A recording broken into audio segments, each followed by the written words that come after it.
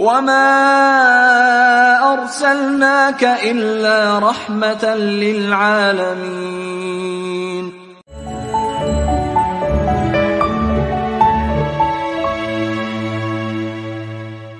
Bismillahirrahmanirrahim. Alladzi ja'ala hadha ash-shahr Ramadan mubarakan wa ja'ala hadha ash-shahra sayyid ash-shuhuri.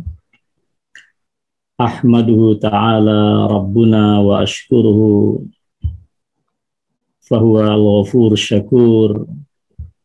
La hawla wa la quwwata illa billahil aliyyil azim.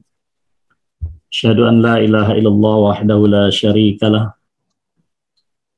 wa anna Muhammadan abdullahi wa rasuluhu la nabiyya ba'da. Allahumma salli wa sallim ala hadan nabiyil karim imamina wa habibina wa qaidina wa qurrati a'yunina Muhammad wa ala alihi at-tahirin at-tayyibin wa ala ashabihi alladhina jahadu fillahi haqqa jihadih wa alaina wa alaikum wa ala ummatihi alladhina saru ala nahjihi ila yaumi yub'atsun.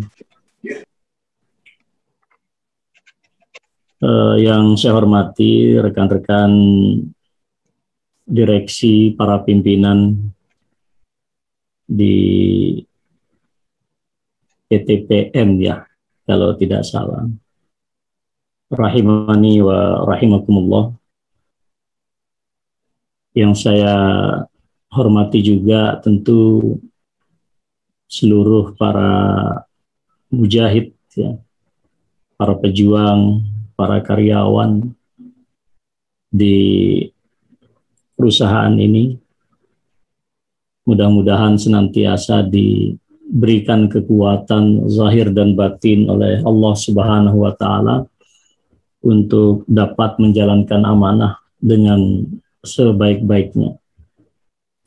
Tentu saudara sekalian, apapun profesi kita, apapun tugas kita yang dimandatkan, apakah mandat itu kita terima dari perseorangan ataukah dari lembaga atau instansi, terlebih lagi negara, maka ini akan menjadi suatu amanah yang luar biasa.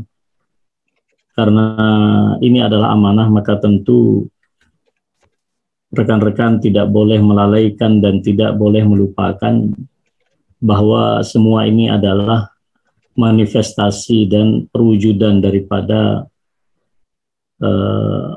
ibadah kita kepada Allah Subhanahu wa taala. Kita memahami bahwa secara vertikal Allah Subhanahu wa taala telah menciptakan kita untuk satu tujuan, wa ma khalaqtul jinna wal insa illa liya'budun. Jadi amanah penghambaan diri kepada Allah itu bermakna sangat universal. Oleh karena itu Al-Imam Ibnu Taimiyah rahimahullah, beliau membantu kita untuk memahami bahwa yang dimaksudkan dengan ibadah tentu selain ibadah yang mahdhah, ibadah mahdhah, waktu, tata cara, ya, rukun syarat itu sudah ditentukan oleh syariat, tetapi beliau menjelaskan kepada kita tentang makna ibadah dalam dimensinya yang universal, sehingga beliau merumuskan kullu ma yuhibbuhullahu wa yardah. Setiap apa saja ucapan kita, tindakan kita yang melahirkan cinta dan keridhaan Allah, maka itu adalah ibadah. Sebab itu rekan-rekan sekalian yang saya hormati, jangan pernah melupakan bahwa apapun profesi yang kita sandang, apapun tugas yang kita tunaikan, semuanya adalah dalam kerangka liya'budun, dalam kerangka menghambakan diri kepada Allah Subhanahu wa taala. Nah, di satu sisi saudara sekalian, Allah juga menyatakan huwallazi ansha'akum minal ardi wastakhlafakum fiha. Allah menciptakan kita sesungguhnya dari saripati bumi ini. Dan tugas kita terhadap alam raya termasuk juga bumi ini adalah tugas untuk memakmurkannya, istimar. Bukan suatu misi untuk melakukan eksploitasi. Mengapa prinsip interaksi kita dengan alam raya dan lingkungan kita, termasuk juga barangkali pada bidang apa teman-teman diamanahi oleh Allah saat ini, ya, karena mereka semua ini adalah sama dengan kita sebagai makhluk yang diciptakan oleh Allah. Semuanya diciptakan oleh Allah dan ditundukkan oleh Allah Subhanahu wa Ta'ala. Sehingga Allah juga memberikan satu isyarat kepada kita, wa in min syai'in illa yusabbih bihamdih walakin la tafqahuna tasbihahum. Jadi tidak ada sesuatu yang eksis ya, yang nyata di muka bumi ini kecuali mereka ini bertasbih kepada Allah Subhanahu wa Ta'ala. Jadi ketika Allah juga mengucapkan alladzi qaddara fahada, ya, sabbihisma rabbikal a'la alladzi khalaqa fasawwa walladzi qaddara fahada. Allah ciptakan segala ciptaannya dan Allah sempurnakan ciptaannya itu. Dan kemudian Allah membuat neraca, timbangan, ya, suatu ukuran yang sangat presisi sifatnya itu dan tidak mungkin keliru. Ma tara fi khalqir rahmani min tafawut. Alam yang semesta yang diciptakan oleh Allah yang kemudian ditundukkan bagi kita semuanya, ini juga dalam rangka menghambakan diri kepada Allah. Mereka juga bertasbih, bertahmid kepada Allah Subhanahu wa Ta'ala sama dengan kita. Karena itu kalau kita membuat relasi antara Allah di satu sisi tentu yang tidak terjangkau oleh kita semua, kemudian kita sebagai Abdullah dan kemudian alam raya di sisi yang lain, ini segitiga penghambaan diri yang luar biasa. Maka jangan pernah memberikan pemaknaan yang keliru bahwa seolah-olah apa yang disebut dengan ibadah dan penghambaan diri kepada Allah hanya semata-mata di dalam ritual yang sifatnya formal. Karena itulah kemudian Allah melalui Rasulnya Shallallahu Alaihi Wasallam mengikat semua ini akan bermakna. Agar semua ini bermakna ya, di dalam kehidupan kita, Rasulullah mengingatkan kita innamal a'malu binniyat. Semua aktivitas kita akan bermakna di hadapan Allah sesuai dengan niat kita. Maka di antara para tabi'in menyatakan betapa banyak ya amalan-amalan, karya-karya yang sifatnya remeh-temeh hanya dengan niat dia menjelma menjadi sesuatu yang begitu dahsyat di hadapan Allah. Tetapi juga sebaliknya betapa banyak hal-hal yang dianggap spektakuler oleh manusia, tetapi faja'alnahu haba'an mansura. Allah kemudian abaikan semua itu ya karena niat dan orientasi yang tidak tepat.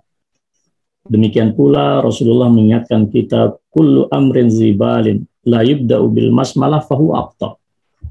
Apapun persoalan, perkara, urusan, aktivitas, profesi kita yang tidak dilandasi pada prinsip bismillah atas nama Allah ya, Tuhan yang kita sembah, maka dia akan terputus. Dia tidak akan lagi memiliki hubungan-hubungan yang bersifat keberkahan dan kerahmatan. Jadi saudara sekalian yang saya muliakan, penting bagi saya di dalam seingat saya pertama kali bersilaturahim dengan teman-teman di tempat ini, maka saya mengingatkan tentang niat di dalam kehidupan kita. Islam tidak mengenal apa yang disebut dengan sekularisasi. Islam tidak mengenal apa yang disebut dengan pemisahan antara wilayah yang bersifat profan keduniaan dengan wilayah yang bersifat sakral keakhiratan. Keduanya adalah dua dimensi yang tidak boleh dipisahkan. Keduanya harus berjalan secara tauhidik, secara menyatu. Maka Allah mengingatkan kita, qul inna salati wa nusuki wa mahyaya wa mamati lillahi rabbil alamin. Ya, semua apapun nafas kita, kehidupan kita, ritual yang kita lakukan, ibadah kita, ya, aktivitas sosial kemasyarakatan, aktivitas profesi kita, semuanya didedikasikan lillahi rabbil alamin. Karena hanya dengan itu semuanya ini bermakna. Kalau kita tidak memperhatikan ini, maka kita terjebak pada pandangan-pandangan yang bersifat sekular. Di mana misalnya ada orang-orang yang dikritik oleh Allah di dalam Al-Quran. Wa qalu in hiya illa hayatuna dunya wa ma nahnu bimab'utsin. Itu di Al-An'am. Ada orang yang berani menyatakan di dalam hidupnya, hidup ini hanya di dunia. Dan kami tidak akan pernah dibangkitkan oleh Allah. Mereka tidak memiliki kesadaran yang bersifat ukhrawi, tidak memiliki kesadaran eskatologis tentang akhir zaman, tentang akhirat. Juga dikatakan oleh Allah, ya, wa ma hiya illa hayatuna dunya namutu wa nahya wa ma nahnu bimab'utsin. Itu beberapa kali Allah mengkritik, ya, cara pandang dan ideologi kehidupan seperti ini. Yang hanya menyatakan dulu kami tidak ada, lalu sekarang eksis di dunia, dan kita tidak akan pernah dibangkitkan oleh Allah Subhanahu wa Ta'ala. Bahkan juga dikatakan wa ma yuhlikuna illa ad-dahr. Kalau mati mereka hanya berpikir, ya, berasumsi dengan asumsi yang salah. Seolah-olah itu karena hanya persoalan timing saja, waktunya habis. Nah, inilah saudara sekalian yang membedakan pandangan kita orang-orang yang beriman dengan orang-orang yang tidak beriman. Kita selalu menghadirkan keserasian. Karena itu seorang profesional, ya, muslim yang sejati itu akan selalu memberikan dedikasi yang terbaik pada bidang apapun yang diamanahkan oleh Allah. Karena sesungguhnya taruhlah kawan-kawan berada di PTPN, itu memang secara formal administratif, misalnya ini suatu perusahaan yang dikelola secara profesional. Tapi jangan lupa, ya, kalau kita tarik garis yang paling jauh, maka sesungguhnya ini adalah suatu amanah yang diberikan oleh Allah Subhanahu wa Ta'ala, tentu dengan mekanisme-mekanisme yang telah diciptakan. Sebab itu kullukum ra'in wa kullukum mas'ulun an ra'iyati. Semuanya ini akan dipertanggungjawabkan di hadapan Allah Subhanahu wa Ta'ala. Jadi sahabat sekalian, jangan sampai berpikir kalau kita di perusahaan lalu kemudian malaikat munkar, raqib dan atid tidak akan peduli. Salah. Itu pandangan kaum sekular. Ya, jangankan suatu profesi jabatan yang mempertaruhkan integritas kita, kompetensi kita, bahkan sekedar ucapan saja, ma yalfizu min qaulin illa wa ladaihi raqibun atid. Hanya ucapan saja itu luar biasa, dicatat sedemikian detail. Bahkan Rasulullah SAW ada seseorang yang pernah berkata-kata dan dia tidak peduli apa yang dia katakan itu, dan dia tidak tahu, dia berkata saja. Mungkin begitu sudah terkonstruk, ya, sudah tertanam di alam bawah sadar. Dia ucapkan saja, dan kalau ucapan itu berkaitan dengan ridha Allah, Allah angkat derajatnya dengan satu ucapan yang barangkali dia tidak sengaja. Tapi sebaliknya, ada ucapan-ucapan yang kemudian atau barangkali komunikasi sosial media kita, ya, lalu ucapan, status, postingan itu berkaitan dengan murkanya Allah, itu dijatuhkan oleh Allah ke neraka yang paling dalam. Jadi sekali lagi saudara-saudara sekalian yang saya muliakan, Bapak Ibu sekalian, ini adalah pandangan kita. Nah, terkait dengan apa yang difirmankan oleh Allah Subhanahu wa Ta'ala, dan saat ini kita berada dalam suasana menjalankan ibadah ini. Ya ayyuhalladzina amanu kutiba alaikumus syiyam kama kutiba alal ladzina min qablikum la'allakum tattaqun. Jadi ada ibadah yang disebut dengan syiyam. yang kita semua kan paham lah semuanya apa yang disebut dengan as-siyam, yaitu adalah bagaimana kita menahan diri dari berbagai macam hal-hal yang membatalkan. Nah, celakanya membatalkan puasa dari baik dari terbitnya fajar sampai terbenamnya matahari, kita ini keliru paham. Seringkali yang kita yang begitu kuat di mindset kita itu adalah hal-hal yang membatalkan yang bersifat zahir. Makan, minum, hubungan suami istri dan seterusnya. Padahal tidak demikian, ya. Karena kalau kita memperhatikan apa yang diucapkan oleh Rasulullah Sallallahu Alaihi Wasallam, beliau menyatakan di dalam sabdanya itu, laisa siyamu minal akli wasyurbi. Puasa itu tidak semata hanya menahan diri dari makan dan minum. Innamas siyamu minar rafasi wal lahwi. Hanyalah puasa itu secara hakiki, ya, menahan diri dari ucapan-ucapan yang tidak bermakna, ucapan-ucapan cabul dan seterusnya. Jadi saudara sekalian yang saya muliakan, nah para ulama ketika membaca ayat 183 dari surat Al-Baqarah, ya ayyuhalladzina amanu kutiba alaikumussyiyam kama kutiba alal ladzina min qablikum, saya mencatat, ya, para mufassir misalnya Al-Imam Mutawalli Sya'rawi rahimahullah, ya, seorang mufassir terkenal saya kira di Mesir, beliau menyatakan, ya, bahwa syariat puasa yang disyariatkan oleh Rasulullah SAW pada tahun kedua Hijriah itu syariat yang sangat lama dan bukan bukan ritual atau ibadah yang eksklusif dilakukan oleh kita umat Islam.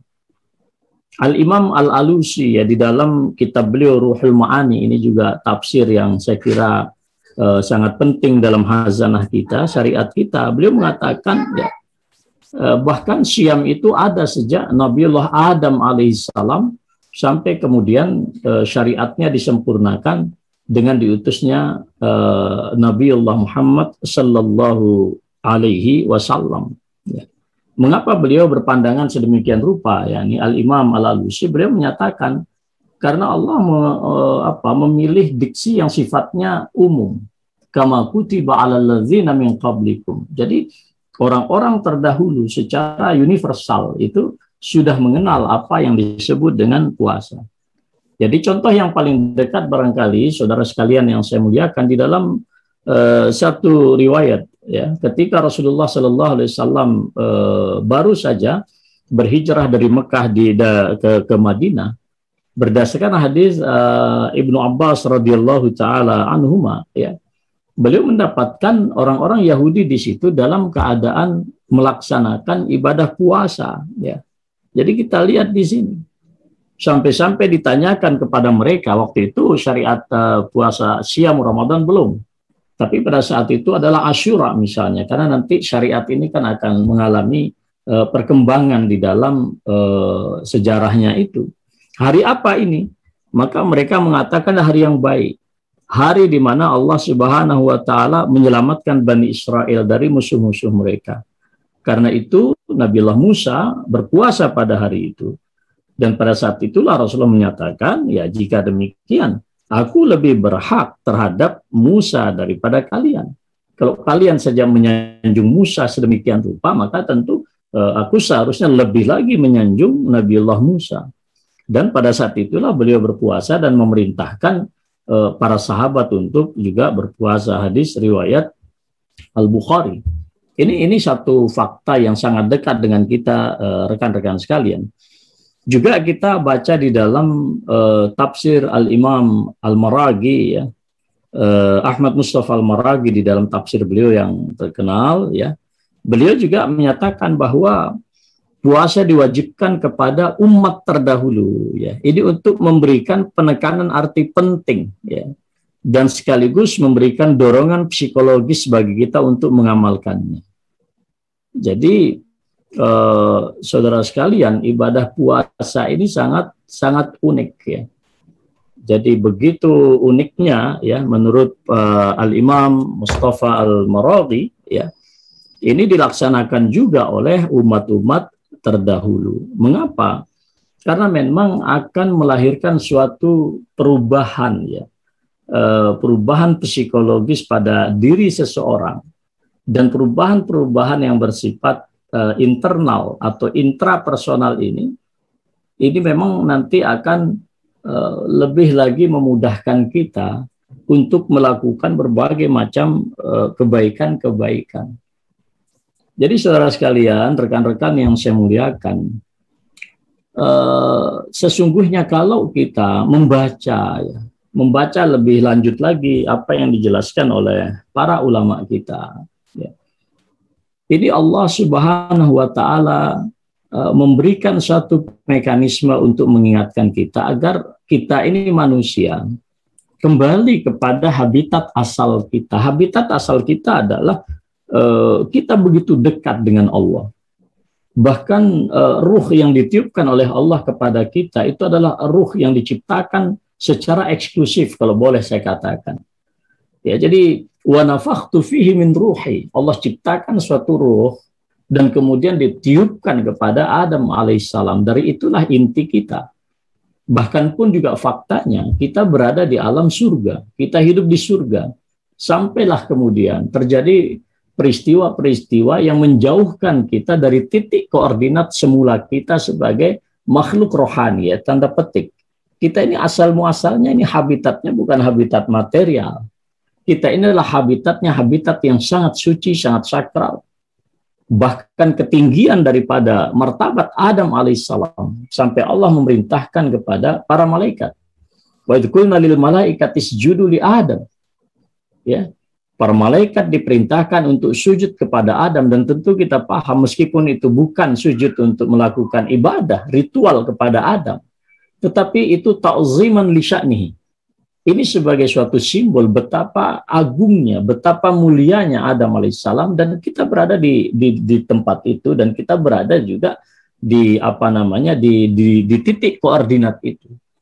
Sampailah kemudian dunia materialistik ini merusak kita. Kalau simbolisasinya pada Nabi Adam alaihissalam, wala taqraba hadhihi syajarah. Jangan kau dekati pohon ini. Lalu kemudian apa? Yang terjadi adalah ketidakkuatan Adam alaihissalam untuk melakukan manajemen terhadap diri beliau. Sehingga beliau pada saat itu, menurut catatan Al-Imam Ibnu Qayyim di dalam kitab beliau Al-Fawaid, itu mengalami suatu persoalan yang disebut dengan al-hirs. Al-hirs itu tamak. Sehingga dalam pandangan Imam Ibnu Qayyim ada 3 gate manusia masuk ke dalam neraka. Satu diantaranya adalah al-hirs. Al-hirs itu adalah sikap kita yang berlebihan terhadap materi. Anda bisa bayangkan, Allah sudah bertitah kepada Adam, wa qulna ya Adam uskun anta wa zaujukal jannah wa kula minha ragadan haitsu syi'tum wa la taqrabu hadhihi syajarah. Semua kenikmatan, semua kelezatan hidup disiapkan oleh Allah untuk Adam. Tapi apa yang terjadi? Ternyata Adam masih merasa kurang. Dan dia tidak sanggup ya melakukan intrakomunikasi pada dirinya, ya, komunikasi yang bersifat internal, maka terjadilah apa yang terjadi. Nah, ini memberikan satu pesan kepada kita manusia. Kalau dia terus larut di dalam persoalan-persoalan yang bersifat materialistik, maka dia akhirnya akan kehilangan ya sisi kemanusiaannya yang paling esensial. Kalau boleh saya katakan, kita akan semakin menjauh dari titik koordinat kemanusiaan kita yang hakiki, fitrah kita yang paling autentik, yang diciptakan oleh Allah Subhanahu wa Ta'ala. Maka cobalah saudara semua memperhatikan, kita hidup saat ini sangat luar biasa. Pandangan kita, ya, pendengaran kita, bahkan pikiran kita, ini penuh dengan berbagai macam polusi, Pak. Ya, bayangkan, kalau kurang-kurang kita memberikan suatu proteksi kepada diri kita, kita mungkin ya begitu banyak menjadi orang yang sangat sibuk dengan segala hal, dan kita melupakan satu hal, yaitu adalah diri kita sendiri. Nah, di sini sebetulnya saudara sekalian, ya, mengapa kemudian Allah menurunkan syariat Syam kita? Ini luar biasa. Untuk mengingatkan kepada kita agar kita kembali kepada titik koordinat kita yang paling otentik, sebagai hamba Allah, sebagai seseorang yang telah diberikan karunia fitrah.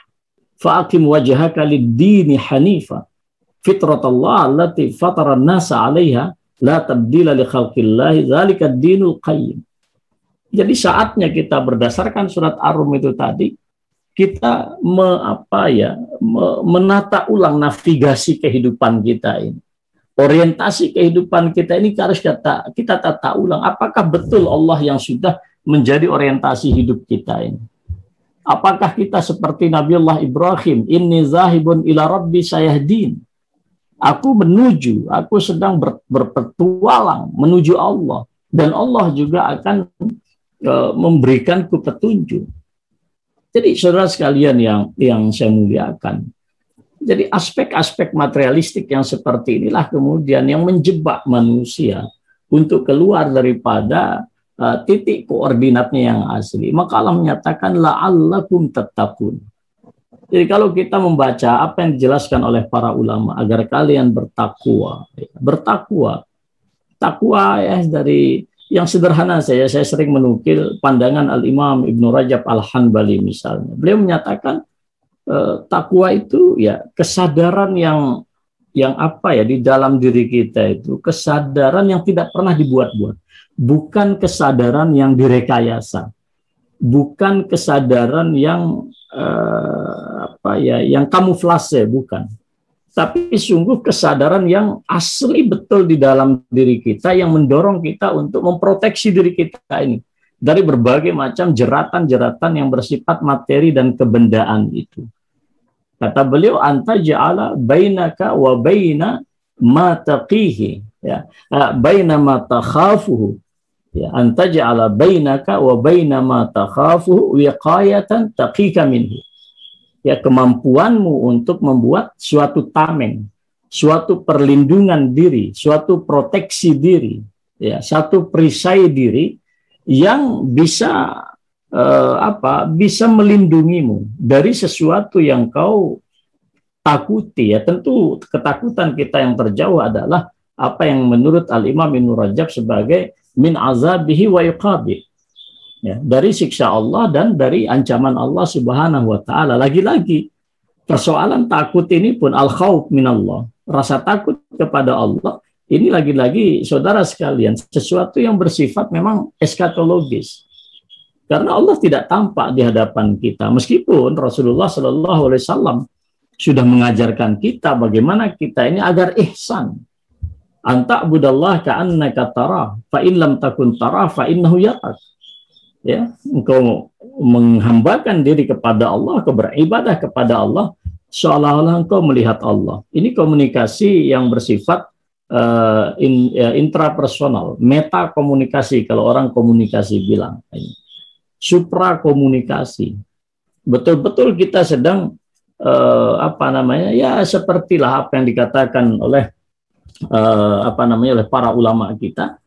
Barang siapa yang ingin berceloteh berbicara di hadapan Tuhannya, hendaklah dia berdoa, maka Allah lah yang akan menjadi pendengar. Tetapi barang siapa yang hendak diajak berbicara oleh Tuhannya, oleh Allah, maka hendaklah dia membaca Al-Quran. Ini kan model-model komunikasi yang sekarang ini mulai tergerus, rekan-rekan sekalian, dengan arus era digital yang sedemikian dahsyat ini. Nah, at-taqwa yang dikatakan oleh Allah la'allakum tattaqun, kita ini membangun suatu proteksi yang bukan saja bersifat seremonial, bukan hanya yang simbolik, tetapi betul-betul terpatri di dalam diri kita. Nah, jadi saya membahasakannya itu pertahanan diri kita yang kuat ya. Kalau dalam bahasa fitrah tadi itu ya, jadi ketika Allah menginstalasi kita di awal fitratallah fa'akim wajhaka lid-dini hanifah ya, navigasi hidup kita ini kita reorientasi kembali, titik koordinat kita lacak kembali begitu. Karena memang semua ini sudah dulu dipitrahkan oleh Allah. Cuman barangkali dinamika kehidupan kita membuat berbagai macam pergeseran-pergeseran ini. Nah, puasa mengajarkan kita untuk totalitas memang. Totalitas kita melakukan reorientasi di dalam kehidupan kita. Maka Allah menyatakan la tabdila li khalqillah. Ya, tidak ada perubahan di dalam ciptaan Allah, yaitu fitrah. Para ulama tafsir mengatakan ada dua makna. Maknanya pertama khabariyah, informatif. Allah memberikan informasi bahwa ketika Allah menciptakan fitrah dan menginstalisasinya di dalam diri seorang hamba, itu la tabdil, itu artinya adalah dia berlaku universal. Allah tidak bedakan antara satu manusia dengan manusia yang lain. Tapi yang kedua maknanya adalah talabi instruktif, yang bermakna jangan sampai apa yang sudah dipatrikan oleh Allah itu kemudian kita ubah-ubah. Tapi apa daya rekan-rekan sekalian, dinamika kehidupan sedemikian rupa ya bergulir di hadapan kita, dinamika kita ini sangat kuat. Nah, teman-teman sekalian, rekan-rekan yang saya muliakan, nah di dalam konteks inilah kemudian barangkali takwa ya yang saya sampaikan tadi tafsirannya ya, setidaknya menurut Al-Imam Ibnu Rajab Al-Hanbali ya. Jadi apa namanya, kita mengembalikan lagi agar kita ini jangan sampai terasing dari diri kita. Jadi seperti kritiknya seorang ilmuwan ya, Profesor Mahmud Al-Aqad ya. Beliau menulis satu buku yang berjudul Abqariyatu Muhammad, kejeniusan Muhammad sallallahu alaihi wasallam. Persoalan besar yang dihadapi oleh masyarakat Arab ketika itu adalah persoalan di mana mereka kehilangan pegangan hidup yang paling autentik, yaitu adalah akidah. Karena akidah, hubungan mereka dengan Allah sudah begitu rusak, maka rusaklah semua tatanan kehidupan mereka, sosial, politik, ekonomi, budaya, rusak semuanya. Nah, pada saat itu, kata beliau, hanya mereka membutuhkan satu solusi yang bisa merecovery semua ketimpangan itu, yaitu adalah hadirnya ajaran Islam. Nah, saudara sekalian, rekan-rekan yang saya muliakan, kita tentu memahami daripada Siyam Ramadan yang disyariatkan oleh Allah Subhanahu wa taala. Saya mencatat di sini ada 3 cara pandang yang kita lakukan. Yang pertama adalah atau yang kita pegang. Kita memahami Siyam ini sebagai suatu ta'abbudi kita kepada Allah. Jadi ini adalah ibadah mahdhah yang tidak perlu kemudian kita kita utak-atik dengan akal-akal yang berlebihan. Ya sudah, kalau Allah mengatakan kita berpuasa, ya kita berpuasa dengan tata cara yang ditentukan oleh Allah melalui Rasulnya Shallallahu Alaihi Wasallam. Karena ta'abudi ini adalah murni. Kata kuncinya adalah taat. Ya. Jadi kata kuncinya adalah taat. Ya. Jadi ma'atakum rasul fakhudhuhu wa ma nahakum anhu fantahu. Apa yang diperintahkan oleh Rasulullah, ya kita diperintahkan untuk siam misalnya. Ya, seperti yang dikatakan oleh Rasulullah sallallahu alaihi wasallam ya. Qad ja'akum syahrun mubarak. Iftaradallahu alaikum siyama. Sungguh telah datang kepada kalian oleh para sahabat ini bulan puasa, bulan Ramadan yang penuh dengan keberkahan, di mana Allah memfardukan, mewajibkan siamnya kepada kalian. Maka kita lakukan. Tidak ada pilihan bagi kita kecuali ya taat terhadap apa yang diperintahkan oleh Allah dan Rasulnya Shallallahu Alaihi Wasallam. Maka beberapa hadis, misalnya saudara sekalian yang saya muliakan ya, di sini ada kitab sebenarnya saya siapkan di sini punya Al-Aiz Abdus Salam ya. Beliau menulis kitab dan mengumpulkan banyak sekali hadis-hadis yang diberi judul oleh beliau Maqasidus Syiyam. Jadi visi yang fundamental di dalam pensyariatan puasa ya. Pada misalnya berbicara tentang fi al-faslus tsani fi fadailihi ya. Bab kedua pasal kedua tentang keutamaannya. Ini bagaimana ketaatan ini berbicara. Ya ketika Rasulullah menyatakan idza jaa Ramadan futihat abwabul jannah wa ghulliqat abwabun nar wa suffidatis syayatin. Jika Ramadan telah ditiba, maka pintu-pintu surga dibuka oleh Allah dan pintu-pintu neraka ditutup dan para setan itu dibelenggu oleh Allah Subhanahu wa taala. Ini ya sudah, kita bergembira. Maka ketika Rasulullah menggembirakan para sahabat dengan datangnya syahr Ramadan al-Mubarak itu, Jadi lagi saya nukil, Al-Imam Ibnu Rajab Al-Hanbali menyatakan ketika Nabi menggembirakan para sahabat, qad ja'akum syahrun mubarak, telah tiba di antara kalian bulan yang penuh dengan keberkahan. Ini menjadi satu sunnah bagi kita agar bergembira. Maka kegembiraan itu ya diekspresikan secara kebudayaan. Misalnya apa? Ya kalau ketemu ya sugeng siam, atau kemudian kalau kita tidak bisa kita membuat status, ya itu memang suatu sunnah. Kata beliau, Ibnu Rajab Al-Hanbali, siapa yang nggak suka ketika Allah datangkan satu masa di antara kita, kemudian Allah buka pintu-pintu surga, Allah tutup pintu-pintu neraka, Allah kunci para setan. Bahkan di dalamnya terdapat satu malam yang luar biasa. Kita bisa melakukan akselerasi amal soleh. Mungkin selama ini kita lalai. Tapi mengapa kita tidak maksimalkan Lailatul Qadar? Ya pada malam-malam terakhir misalnya Rasulullah luar biasa. Bahkan di situ ada syariat i'tikaf. Jadi kata beliau, siapa yang tidak suka dengan semua ini? Sampai Rasulullah SAW menyatakan, kullu amal ibni Adam lahu. Semua amal kita itu milik kita. Milik kita, nggak diganggu, nggak digugat. Tetapi illa siyam, Allah di dalam hadis qudsi menyatakan kecuali siyam, puasa. Fa innahu li, aku yang akan membalas puasa ini. Wa ana fa innahu li, itu milikku. Wa ana ajzi bihi, dan aku yang akan membalasnya. Wasiyamu junnah. Nah, lagi ini menguatkan apa yang saya katakan tadi. Siam itu adalah satu perisai, satu tameng, kata beliau. Fa idza kana yaumu shaumi ahadikum, maka jika hari di mana seseorang di antara kalian berpuasa, fala yarfas yauma idzin, janganlah berkata-kata kotor, ya. Wala yashab, ya. Jangan kemudian teriak-teriak dengan ucapan yang tidak jelas, tidak terukur. Bahkan fa insabahu ahadun, seseorang yang mencela dia, membuli dia barangkali, sampai Rasulullah mengatakan, hendaklah dia mengatakan ini shaim, falyaqul inni imra'un shaim, saya sedang berpuasa. Jadi saudara sekalian yang saya hormati, bagaimana Rasulullah menggembirakan kita ini dahsyat, ya. Mungkin perlu juga saya baca satu hadis Rasulullah Sallallahu Alaihi Wasallam, ya. Kullu amal ibni Adam yudha'af, semua amalan kita ini dilipat gandakan oleh Allah. Al-hasanah asyru amsalihah. Satu kebaikan itu akan berbanding di hadapan Allah itu dengan 10 kali kebaikan. Ila sab'i mi'ati dhifin. Bahkan dilipat gandakan oleh Allah sampai 700 derajat, 700 kali lebih banyak. Dan Allah menyatakan kecuali puasa. Saya membaca keterangan seorang ulama di Arab Saudi, Syekh Shalih Al-Fauzan. Apa sih maknanya? Kok puasa itu begitu eksklusif diklaim oleh Allah? Bukan milik siapa-siapa, tapi hanya milikku. Bahkan kata para ulama, malaikat pun tidak sanggup mencatatnya.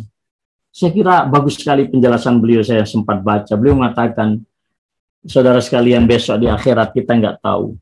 Rasulullah pernah berkata loh, dulu, atadruna manil muflis, siapa orang-orang yang valid, orang-orang yang begitu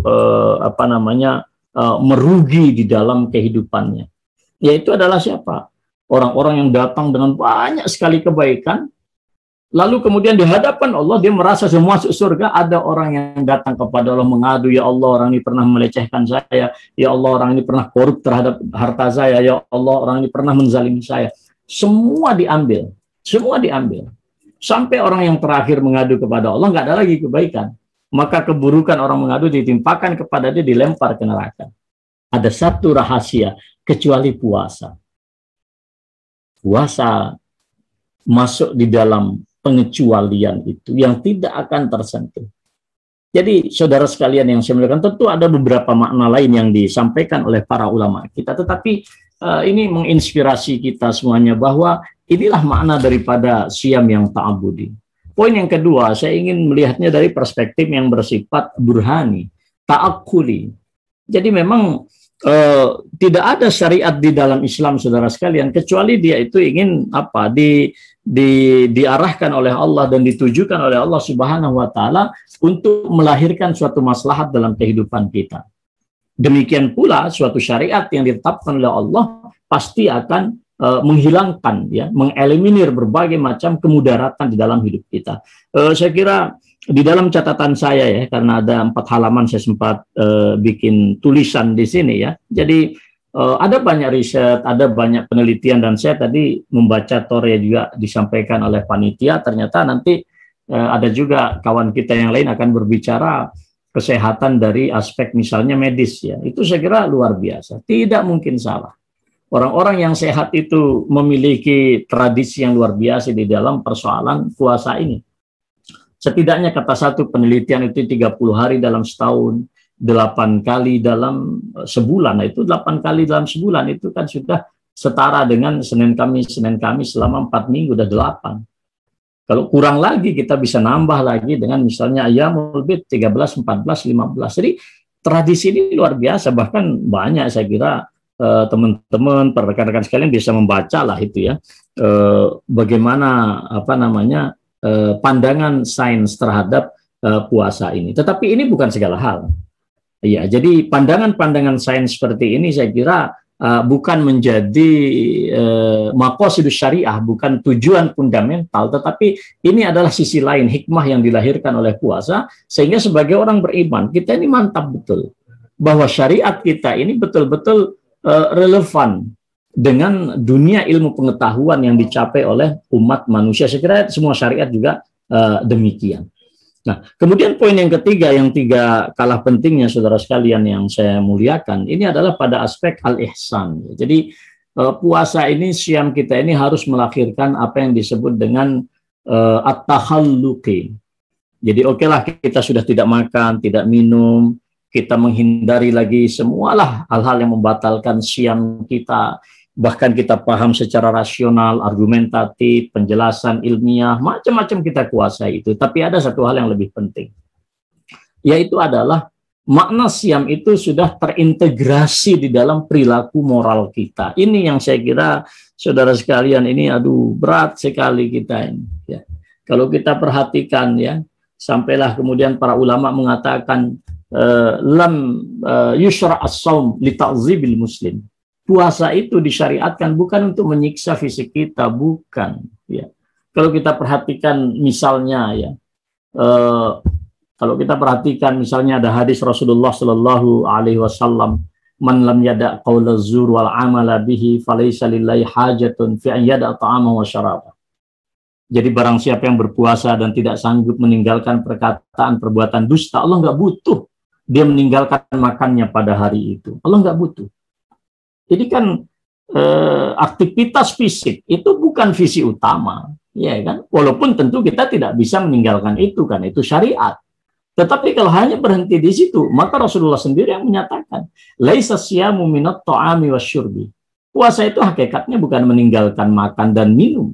Hanya saja memang secara saintifik ya, puasa itu secara metabolistik itu memberikan pengaruh pada diri kita, dan kemudian secara emosional, secara spiritual kita akan mengalami suasana-suasana yang positif misalnya itu. Kita ringan berbuat baik, kita ringan beribadah, kita ringan tilawatul Quran, kita ringan berinfak, sedekah dan seterusnya. Ya, jadi al-ihsan ini yang saya maksud tadi itu. Innama siyamu minar rafasi wallahi. Siam itu yang meninggalkan perkataan tak bermakna, status-status yang tidak lagi bermakna. Untuk apa, saudara sekalian? Mau sampai kapan? Perang yang ada di sosial media ini mau sampai kapan? Sering kita mengatakan dunia pun tidak jelas manfaatnya, akhiratnya belum tentu pula berpahala. Inilah yang terjadi. Coba kita lihat lagi. Ketika para sahabat begitu kagum dengan 2 orang wanita, puasanya luar biasa, ibadah malamnya luar biasa, sedekahnya luar biasa, zakatnya luar biasa. Lalu Rasulullah katakan, datangkan kedua orang ini. Karena sahabat kagum, terkenal sekali di Madinah ketika itu. Begitu didatangkan di hadapan Rasulullah, beliau mengatakan kedua orang ini masuk min ahlin nar, masuk di dalam ahli neraka. Para sahabat kaget, ini ada apa? Barulah Rasulullah menjelaskan, kedua orang ini sanggup menahan diri dari apa yang diharamkan oleh Allah, apa yang dihalalkan oleh Allah. Makan, minum, hubungan suami istri itu halal. Dia sanggup menahan diri. Tetapi keduanya tidak sanggup menahan diri dari apa yang semestinya diharamkan oleh Allah, yaitu membicarakan keburukan saudaranya sekalian. Jadi rekan-rekan sekalian yang saya muliakan ya. Jadi dalam konteks ini kemudian jika kita ingin seperti tema yang diangkat pada siang hari ini, kita ingin meraih keberkahan siam, maka tentu saya kira beberapa poin yang saya sampaikan tadi, karena kalau secara praktis saya kira rekan-rekan ini sudah paham lah, dan begitu mudahnya kita mengakses informasi masalah fikih misalnya dan lain-lain. Tetapi makna yang saya sampaikan ini adalah bagian dari sesuatu yang luar biasa ya. Jangan sampai kita terjebak dengan apa yang diucapkan oleh Rasulullah, kam min shaimin laisa lahu min rubba shaimin laisa lahu min siyamihi ilal ju' wal atas wa rubba qaimin laisa lahu min qiyamihi illa sahar. Betapa banyak orang yang tampaknya berpuasa tapi nggak mendapatkan apa-apa dari siamnya itu kecuali rasa lapar dan dahaga. Dan betapa banyak orang yang kelihatannya itu qiyamul lail tapi tidak mendapatkan apa-apa, seperti orang yang begadang saja itu di perempatan jalan yang tidak bermakna dan seterusnya itu. Jadi menurut saya saudara sekalian yang saya muliakan sudah sangat jelas apa yang yang disampaikan ya oleh para ulama kita. Sehingga poin terakhir yang ingin saya sampaikan ya, monggo kita gunakan momentum Ramadan siam pada pada tahun ini ya, dan mudah-mudahanlah kita panjang umur, sehat terus ya, dan kita juga segera diangkatlah ujian global ini berupa pandemi Covid ya, segera diangkat oleh Allah dan kita tetap sabar ya. Jadi pertama bahwa kita perlu ya menggunakan momentum Ramadan ini untuk menghidupkan kembali ruh keislaman kita. Ruh keislaman kita yang sifatnya itu bukan semata-mata simbolik Pak ya, tapi betul-betul secara autentik ya. Ya, jadi saya kira ini antara kita dengan Allah Subhanahu wa taala. Jadi kalau Allah menyatakan ya ayyuhalladzina amanu stajibu lillahi walir rasuli idza da'akum lima yuhyikum, Al-Anfal 24. Hei orang-orang yang beriman, jawablah, jangan diabaikan ya. Jika Allah menyeru kalian dan Rasulnya menyeru kalian kepada sesuatu yang menghidupkan kehidupan kalian ini. Jadi mungkin kita hidup, kita bisa bernafas, kita bisa menghirup oksigen gitu, tetapi minus makna. Jadi ini yang saya maksudkan, jangan sampai kita ini seperti apalah maknanya kita hidup ini tapi tidak memberikan kebaikan kepada orang lain. Khairukum ya, khairun nas anfa'uhum linnas. Sebaik-baik manusia adalah orang yang selalu memberikan manfaat kepada manusia. Itu kan contoh itu. Jadi ada hal-hal yang sederhana barangkali kita lepas ya, Nah, ini saya kira momentum Ramadan. Profesi kita seperti yang Anda saat ini jalankan. Mengapa kita tidak jadikan hadza tariqun min turukil jannah. Jadi saya sebagai seorang karyawan PTPN ini adalah jalan menuju ke surga, bukan hanya pertanggungjawaban di depan direksi, depan komisaris, tidak. Ini jalan kita menuju surga. Ya, Allah memilih Anda di sini. Itu Allah punya tujuan, punya rencana. Ini saya kira bagian daripada bagaimana kita membangkitkan spiritualitas dan ruh keislaman kita. Yang kedua, teman-teman sekalian, takwa ini tidak boleh lagi menjadi kata klise ya. Jadi kita tidak boleh lagi menjadi kata klise ini. Ya saya kira ayat Allah ya, ketakwaan ini saya kira walau anna ahlal qura amanu wattaqau la fatahna 'alaihim barakatim minas sama'i wal ardh. Jadi takwa ini, negeri ini dijamin oleh Allah. Allah yang ngasih garansi. Ya akan dibukakan keberkahan oleh Allah, tapi syaratnya kan mereka bertakwa. Nah, bertakwa itu kan dimensinya vertikal dan horizontal, Pak. Proteksi kita, keselamatan di hadapan Allah, tapi juga memproteksi diri dari berbagai macam ketimpangan sosiologis kita. Jadi dimensinya selalu demikian, ya.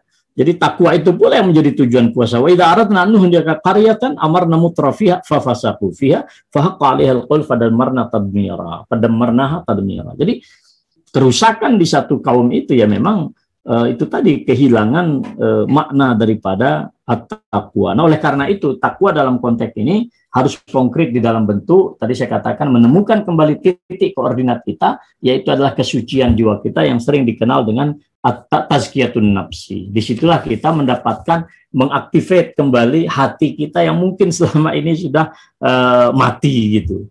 Juga yang ketiga, saudara sekalian, ingin saya katakan taqwatul iradah wal azimah. Jadi memang kita ini harus berubah, Pak. Sebagai bangsa, sebagai kaum muslim, kita harus berubah. Dan puasa ini kan memberikan kita tekad dan motivasi, keteguhan, niat itu ada di dalam puasa ini. Saya kira kalau orang, kata para psikolog, kalau orang, coba Anda bayangkan, kalau orang malam itu tidak berniat puasa apa-apa, lalu tidak makan minum, insya Allah dia akan kelaparan dan dia kehausan. Tetapi kalau malam itu, mengapa Rasulullah mengatakan orang berpuasa itu harus berniat di malam hari? Mengapa demikian? Karena itu memang memberikan pengaruh psikologis yang luar biasa. Jadi nggak sah puasa kita tanpa kita niatkan dari malam harinya, kata Rasulullah. Ini memberikan motivasi. Maka innallaha la yughayyiru ma biqaumin hatta yughayyiru ma bi anfusihim. Kita harus membangun paradigma puasa ini kepada suatu perubahan, ya, reformasi kehidupan sosial, keagamaan, bahkan kebangsaan kita. Saya sangat yakin persoalan ini karena puasa memberikan kita motivasi. Buktinya kita baik-baik aja, fine-fine aja nih. Nggak ada rasa lapar ini. Saya ngisi sesi terus terang dari pagi tadi, dari jam 6, kemudian ngisi pelatihan tadi jam 8 sampai jam 10.30. Sekarang alhamdulillah baik-baik aja. Ya baik-baik aja gitu. Nah, ini kan motivasi yang luar biasa, ya. Kemudian juga saudara sekalian yang saya muliakan, keimanan kita ini tidak boleh lagi sekedar klaim. Keimanan kita di bulan Ramadan, keimanan kita ini diuji oleh Allah untuk dikonkretkan. Jadi sekarang kalau kita menyatakan misalnya kuntum khaira ummatin bla bla dan seterusnya itu, ya monggo kita buktikan kita ini umat yang baik. Kalau Allah menyatakan wa kadzalika ja'alnakum ummatan wasata, kami jadikan kalian umat yang wasatiyah, bukan umat yang yang tidak wasat, ya, yang entah itu ekstrim kanan, ekstrim kiri, ya monggo kita buktikan. Ya, dan seterusnya dan seterusnya. Kalau kita orang-orang yang peduli, ya, apalagi persoalan kedermawanan ini, ya, lingkungan sosial kita yang masih banyak meninggalkan ini. Nah, bukti-bukti keimanan ini, poin keempat yang terakhir ingin saya sampaikan, saudara sekalian yang saya muliakan, adalah bagaimana kita mengkonkretkan relasi-relasi kemanusiaan kita ini semakin kuat dan baik, ya. Jadi saudara sekalian saya muliakan, keimanan itu berkaitan dengan kesalehan kita di lingkungan sosial kita. Maka kalau sampai Rasulullah mengajarkan kita mengapa ada puasa, mengapa ada zakatul fitrah, itu kan diantaranya adalah mengingatkan kita untuk selalu berbagi, dan berbagi ini dikaitkan dengan kewajiban-kewajiban yang bersifat vertikal kepada Allah. Barang siapa beriman kepada Allah dan hari kemudian, falyakul khair, ngomong yang baik. Kalau nggak diam, pilihannya dua. Yuk ngomong yang baik, kalau nggak baik diam. Hormati tetangga, muliakan tamu. Kemudian bukanlah orang beriman yang malam hari itu kenyang, kemudian tetangganya itu kelaparan, dan seterusnya. Saya kira ini momentum Ramadan yang luar biasa. Dengan demikian saya yakin, saudara sekalian yang saya muliakan, keberkahan Ramadan itu bukan utopis, bukan mustahil, tetapi ada di depan kita. Nah, siapa yang akan meraih keberkahan ini? Kita. Jangan pasrahkan kepada orang lain. Nah, saya kira demikian, saudara sekalian, rekan-rekan yang saya hormati. Saya tampaknya menghabiskan waktu sampai jam sesuai rencana 13.30, ya. Mohon maaf jika waktunya sudah habis. Saya kira demikian, dan tidak perlu ada tanya jawab, ya, jika memang waktunya sudah sampai jam 13.30. Demikian rekan-rekan sekalian yang saya hormati, nggih nyuwun pangapunten atas semua kesalahan yang saya ucapkan, ya, atau kurang berkenan. Wassalamualaikum warahmatullahi wabarakatuh.